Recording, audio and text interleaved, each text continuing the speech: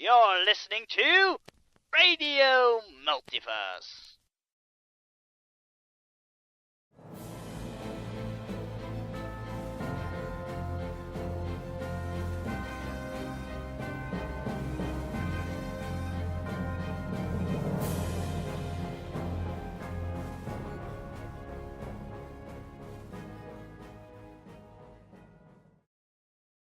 We now return to Radio Multiverse RPG with your host, Ramsey. And today is the finally, the epic return of Nomad's Land. It's been a while, hasn't it? It's been a while. Quite true. Because we've been busy with other games. But in any case, before we start, I have a quick announcement I need to make. Because people probably have noticed that lately we've had a quite strange absentee, and that's Richard, that guy who usually shows up for like all games we play. But unfortunately, he doesn't have any internet at this moment, so he can't join our games, even though he desperately wants to. But unfortunately, he's without internet. He's been trying to fix the issue so he can get back to gaming with us. But alas, so we'll have to do without him for the time being. Indeed. But you can be sure that as soon as he has internet again, he will be back. Indeed, and until that time, Richard, our hearts go out to you. Yes. Alright. So yes, what do you have in store for us today, Davo? Nothing. I mean, nothing. Right. As we left our intrepid explorers trapped on an experimental spaceship, the Nomad Star, fueled driven by a machine that can only be described as terrifyingly wondrous, as the ship went on its maiden voyage for the largest jump thingy ever. Then something went disastrously wrong, causing the good ship, the Nomad Star, to be flung across the universe, and they've now landed somewhere. They have no idea where they're at, except that they have made contact in the most violent way with another vessel. And that is where we will start our adventure, with the Nomad Star embedded in another, thing. Spatial object, I'll take that. Something sentient made. Yes. So, let us go and see what our heroes are up to in this episode of Nomad Star. Yes, starring Dries as Inspector Zarg. Superintendent. Right. Sorry, please forgive me. And Spufnum as, 2 radio loops, 3 central, 1 right dot. Why does everybody have difficult names? Especially you. We just call him Fruit Loop. Yeah, we call him Loops. Greetings, human earthlings. Yes. So there And, are go on. me as Toriana of Kumayaginu, the Shafantra ambassador and generally nice and peaceful person. Indeed, and today they face the doom from Space Station Death. Aye! So, we start off with the good Captain Diamondville, sorry pronunciation, addressing the crew and all hands aboard the ship. As you know, our ship has been gone through the Mangler. This means that we are currently at a place we do not know. We have made contact with a vessel we know nothing about. Our ship is heavily damaged, and we are low on supplies. Therefore, I have assigned all personnel to effect emergency repairs, which leaves you, the non-professional crew, to pick up the slack. If you wish to return to your homes quickly, I am calling for volunteers for various duties, one of which is the exploration of the vessel that we are currently linked to.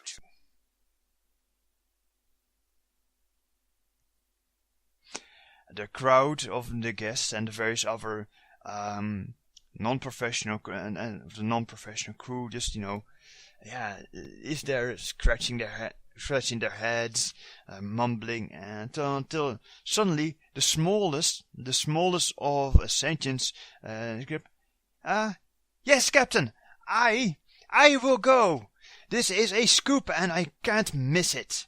And the little Smufflid, damn names, the little Smufflid rodent climbs on top of one of the other combers and waves her little paw enthusiastically. I'll go. And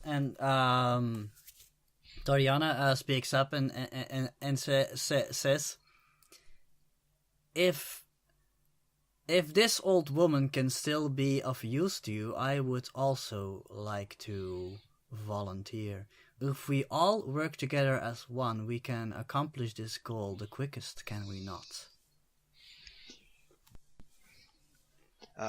Good. Good to hear, Toriyama. I hope to pronounce it right. I think so. Yes, good. Because right now we're in an emergency. Are there any other volunteers for exploring the unknown vessel? Chirp, chirp. Chirp. Will I have to stay here to make sure there are no casualties from this crash? But if need you a doctor after that, will I be available? Good. Let's see. I can't say anything because I'm still sedated. Oh. Yeah. It's still drugs in your system. You're feeling a little floaty right now. Like nothing can hurt you. I'm floating. Floating. Yes, indeed. You float up there.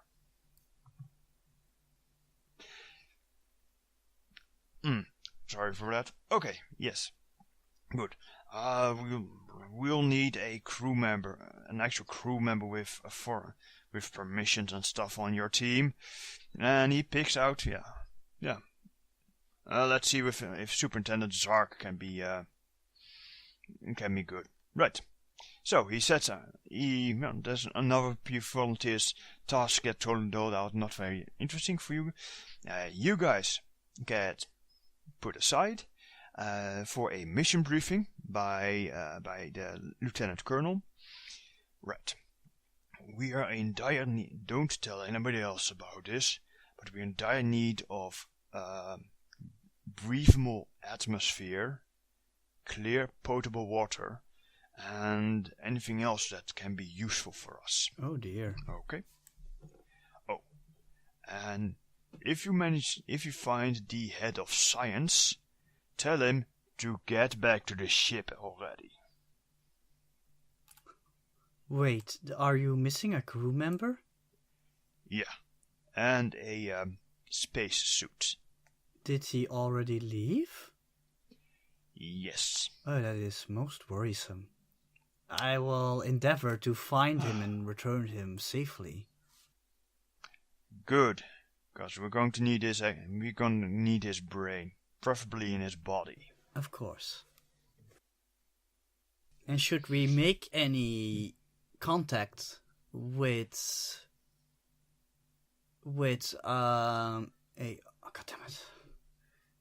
a before unknown sentient species, I will also endeavor to make a good impression.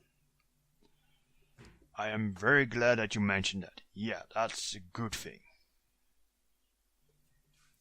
Though, Right. if there would have been anyone on board of this object, I'm sure they would have made contact already.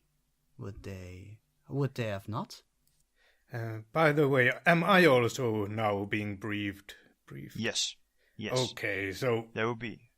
were there any casualties from the crash then? No, your few helpers are more than adequate for the task of taking care of the victims. One of the crew members was not so lucky and was put on ice, while already in a stasis tube, shall we say, until you can find a place that has adequate medical facilities to treat his severe injuries. Cryostasis. Great, yeah, something like that. And Loops will say to himself, fascinating, when he hears about the possible aliens on board. Oh, yes, indeed. And he rubs his tentacles together. Mm-hmm. He's up to something. Mm-hmm. Right. We are all preliminary scans. All right. According to our scans, we are half of our ship is outside in hard vacuum, and the other half of the ship is inside of the other vessel. There's some kind of large hollow space inside, and there is a smaller area that seems to have a lot of smaller areas inside of. Sorry, continue. Yeah, oh, wait. You can go out in the large hollow opening with the jetpacks and the space, the hard vacuum suits, or you can go inside of the smaller area. Intel is scarce. Maybe you want to have a look for yourself. Oh, right. I noticed that Dries didn't actually volunteer. Mm-hmm. Yeah, just moving things along a little bit. I want you all doomed aboard Space Station Death, so... Okay. It's probably not that wise to send to the doctor who treats you to an alien ship, but yeah, he volunteered because... Everyone's replaceable. No, not really. We're I think nobody's replaceable in this ship. Since we can't get any replacements. That is true. Unless, of course, the aliens in this sector are very hireable. Don't worry, give it a few months. The ship will be running over with Squamata. and it will run much better that way. We'll chuck them out of the space lock. Airlock. Mm-hmm. Right, let's see. How did I design your ship again? Alright. Well, as the good captain told you, the ship is half in and half out of a huge metallic spacecraft thing of some sort. I mean, it's like you're crash landed on a small planet from your point of view. That's no moon. That's a battle station. Space station. Yeah. Nice ones. Yeah, can't we have like a small shuttle or something? Go exploring? Yes, you actually do have shuttles in the shuttle bay. They're the personal yachts and transportation devices of various crew members. Guests. Yeah. So yeah, you can actually go use the Shavantra space shuttle to move around. Yes. You probably have some sort of an autopilot, because she sure can't pilot. Okay, that's good. Yes. I have to say, Shafantra spacecraft aren't the most advanced, shall we say. Mm-hmm. Not that they are crappy or anything, but they are like very minimal defense-wise. Yes. Well. Let's just say the Shafantra are strong believers in slow and sturdy gets the job done. That's good. Now I have a picture of your spacecraft. So your shuttlecraft. They're usually like heavily armored and slow, but have like next to nothing when it comes to weapons. That's good. Let's see, you switch that off. Okay.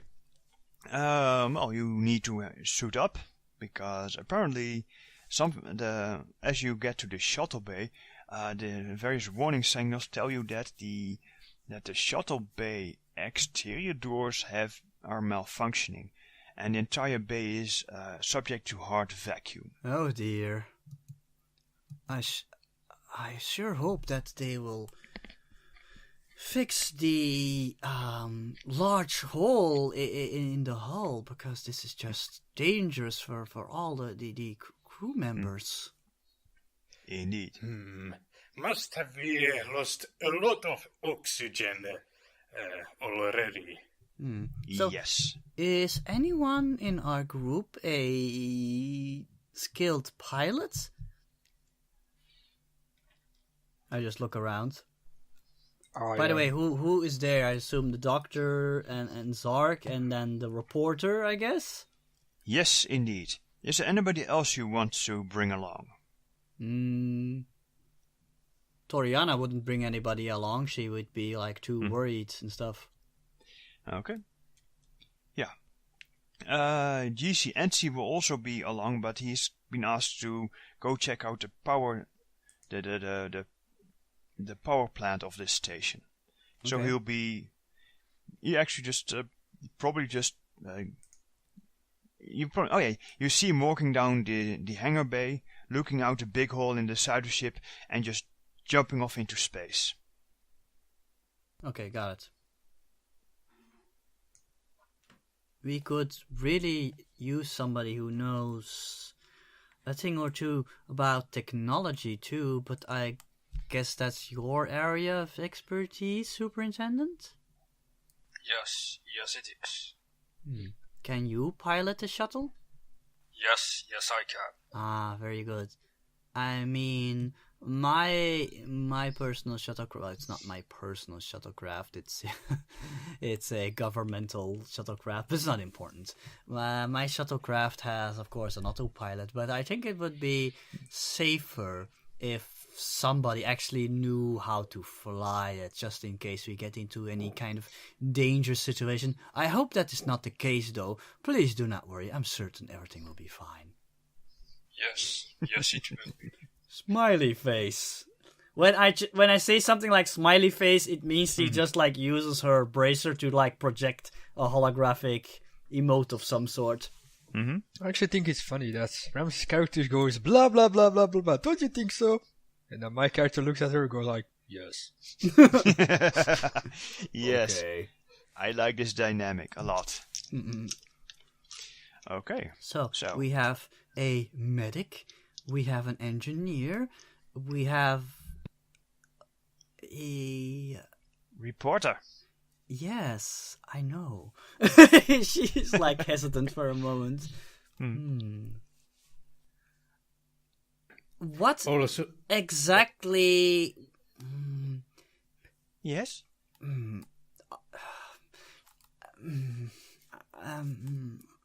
Are you coming with us to from a professional point of view to like get more information for your journal?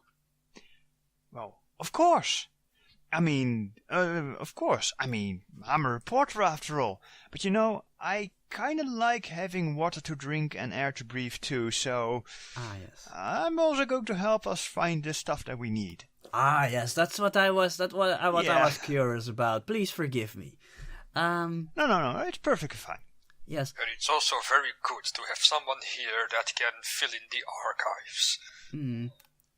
And I will be coming with you as personal protection, and of course also as a xenoanthropologist, just in case we run into any unknown sentient species. Huh. Will we also need analysis equipment to know when we find the things we are looking for? That would be prudent, I believe. Yes. Well, Would it also be a good thing to know about the species are we encountering? I do believe that we are in quite of an unknown quadrant, so that is a very big question, is it not? Will we have to investigate? But of course, if we run into any unknown factors, of course we need to investigate it. We are all scientists, are we not? Oh, please forgive me. She looks to the reporter. No, it's perfectly fine. Yes. I'm sorry. After all, I have got an inquisitive mind as well. Very good. Yes, we are all here to learn. I mean, what else is life? Well, that's one of the greatest things in life, just learning new things, and especially learning about new individuals. At least that is what I believe. Good writing is a science on its own. But of course. Well, Mrs. Skomata, I love that quote. I'm going... Scribble. I love that quote. Because anyone can write something down, but it's to capture the reader's attention is what makes the science. Yes, indeed. Though some say it is also more of an art. Do you think science writing is a science or an art, Mr. Czar? Sorry, Superintendent Czar. More of a science, because you have to speak to the person's emotions, so you have to fill in that certain, how would I say it, equation into your writing, that it appeals to the reader. But is emotion not the domain of arts, while logic is the domain of science? Emotions are just chemical reactions in the brain. Ooh. I see. Oh, it's good to know. It's good to know the science of emotion. Oh yeah, he can say that because he is science +3. Yeah. Besides engineer. Okay, so shall we get going? Yes. You heard like an audible ooh, like something that was like painful to her. That last expression. Just a chemical reaction. Ooh. No, it's not. Yeah, but she doesn't say anything besides making that noise. And she doesn't have any facial expression, so you don't really note that she's objecting besides the noise that she made. Yes. And of course, since it's a Fanta. Is there any heavy lifting that needs to be done? If so, please point me towards it, and I will bring it to the shuttle. Well, what do you guys want to bring to your first, trip into the unknown? Robots! He has internet problems. What? Did you say No, I meant other robots. Well, you have one. I think. Oh yeah, you also have cleaning drones. Can't we take a red shirt with us? That would be really handy. What are you with a red shirt? I'm saying that out of game, of course, like a security guy. I mean, I'm thinking of who we have with us, and we don't have one shooty guy with us. I'm a shooty guy. Really? Yeah. I got a gun. Yeah, but you're an engineer. You're more of a build thing and fix thing and stuff. I just My think it combat would be is +2. safer if we take a red shirt with us. Can we have a red shirt? Let's see. We have Can got we have a red shirt? I mean a red shirt. well. You don't actually have soldiers with you. You've got a few security guards who are put at work to keep everybody in the ship from panicking. I mean, never mind then. Then we'll do it on our own. Mm-hmm. Is this pretty important for our survival? So advise I that we ask from our captain to give us one security guard with us. Well, I'm... if I may... I'm well versed in the art of self-defense, at least of my people, but unfortunately I am not well versed in the usage of personal firearms. I have followed a basic course, but let's just say I do not feel at ease with one. I prefer to protect people with my person. As you've undoubtedly seen me do once before, she suddenly remembers. When she head-butted a automated defense turret. What if Zark? these aliens are hostile and they have firearms or something? We should go to a security officer and have us issued some personal firearms, just in case. They may serve as a deterrent, if necessary. If another one sees that you are carrying a firearm, they will be less likely to assault you out of fear of of harm. Zark apparently grabs a small box from his back that unfolds into a rifle. Check. And he folds it back up and he puts it back on his back. So, let's just say really quickly, because I don't think we need to roleplay this out. Yeah, she just goes to a security officer and just asks for some pistols of some sort. I don't know what you got. Oh, yeah, indeed. This is a science vessel, so you've only got a few pistols for personal defense. It's designed for combat inside of a space station, a spaceship. So the caliber is not large enough to destroy things. But perhaps we can refigure that pulled out turret and put it on your shoulder or something. You can totally do that. So, she's gonna ask, if they can, borrow them, wait. How many are we still? 2, I guess? Because she doesn't think she'll need one. Yeah, sure. 2 pistols. Not a problem. She'll also ask if they have, one in very small format because of the journalist. Reporter.